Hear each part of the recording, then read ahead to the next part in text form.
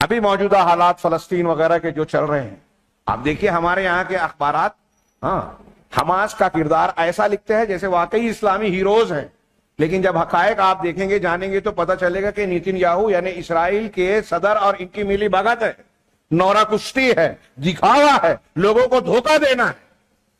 ترکی اور ایران کو امریکہ کے خلاف اور ایران فلسطینیوں کا حامی دکھایا جاتا ہے، جبکہ انہوں نے آج تک ایک گولی نہیں دی، ہمیشہ ساتھ دیا ہے شیعوں کی۔ ایران میں اسرائیل کے اندر جتنے یہودی ہیں، اسرائیل کے بعد یہودیوں کی سب سے بڑی آبادی ایران میں۔ ایسی اور بھی بہت ساری حقیقتیں ہیں۔ مسلمانوں کا کئی مقامات پر آج کی تاریخ میں یہ لوگ قتل عام جہاں کر رہے ہیں وہ خبر میں بھی نہیں آتا۔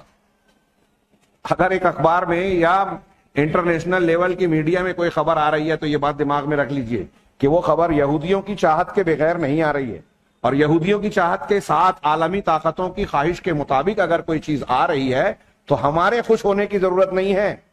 نیتن یاہو نے بتایا کہ یہ دیکھو ہمارے اسرائیلی 12 لوگ مر گئے تو ہمارے مسلمان جشن منا رہے ہیں، خوشی منا رہے ہیں۔ کتنی سطحی دماغ، کتنی غیر علمی، اور اب تک بار بار مارے ٹھوکے جاتے ہیں لیکن عقل نہیں آئی۔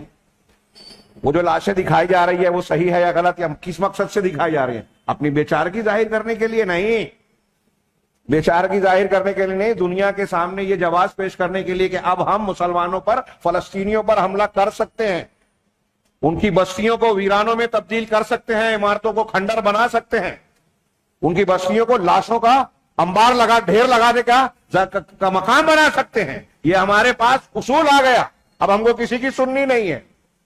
جب وہ لاش بتا رہے ہیں تو آپ کو خوش نہیں ہونا چاہیے، اس بات کی فکر کرنی چاہیے کہ وہ حملہ کرنے کی تیاری ہے۔ یہ مسلسل چلا آ رہا ہے۔ افغانستان پر حملہ کرنا ہے تو امریکہ کے ٹوئن ٹاور پر حملہ کیا گیا، بعد میں مختلف تحقیقات آ رہی ہیں کہ اسرائیلیوں اور ان کے ہم نواؤں کی ایک سوچی سمجھی سازش کا حصہ تھا۔ ایک یہودی اس میں نہیں مرا۔ ہماری عقل نہیں آتی، ٹھکانے لگتی۔ ہندوستان میں اگر مسلمانوں کو پر ہاتھ ڈالنا ہے تو اس سے پہلے ایک کانڈ کروایا جائے جس پر مسلمانوں کا الزام لگایا جائے اور اس کے بعد حملہ کیا جائے۔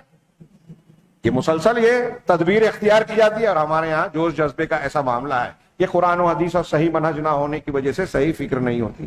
آپ دنیا میں کسی بات کو، واقعے کا صحیح تجزیہ اگر کرنا چاہتے ہیں، میں نے اس سے پہلے بھی کہا، مسلمان صحافیوں کو خاص طور سے آپ کی نظر اور آپ کی نگاہ صحیح گہرائی میں اس وقت جائے گی جب آپ منہج کی بنیاد پر تحقیق کریں گے۔